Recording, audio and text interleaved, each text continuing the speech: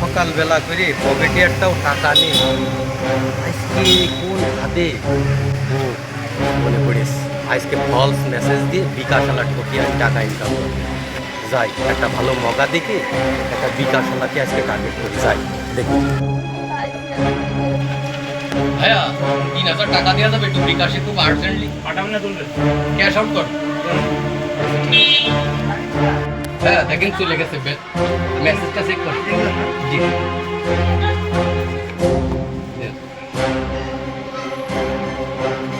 যা কাজ হয়ে গেছে, দ্রুত এই দোকান থেকে ফাটি।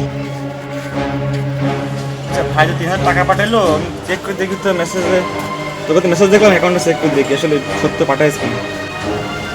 সত্যি তো তাই। ওলা আমার তো অ্যাকাউন্টে টাকা জমা হয়নি, শুধু মেসেজ আসছে। তখন কী করবো? আল্লাহ এত করে টাকা আমি শুধু দিয়ে দাম না বুঝি, নিশ্চয় কোনো প্রতারণার ফান্দায় পড়েছি, নিশ্চয় কোনো প্রতারক আমার ধোকাটা হয়নি। এভাবেই কিছু বাটপার ফলস মেসেজ দিয়ে সরল সোজা বিকাশ দোকানওয়ালাকে টার্গেট করে টাকা হাতিয়ে নিচ্ছে।